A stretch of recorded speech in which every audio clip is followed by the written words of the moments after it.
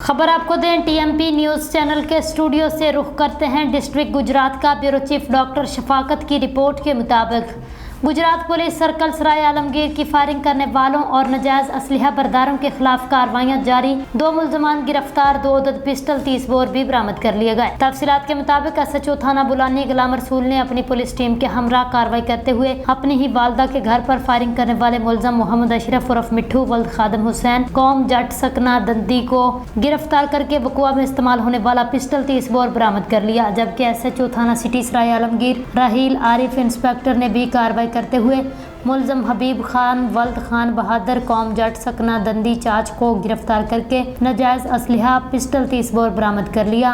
Police ने गिरफ्तार मुलजमान के खिलाफ अलग अलग मुकदमात दर्ज करके मज़ीद तफ्तीश का आगाज़ कर दिया। तर्जमान गुजरात पुलिस। फिल वक्त इतना ही। मज़ीद न्यूज़ और अपडेट हासिल करने के लिए देखते रहें TMP न्यूज़।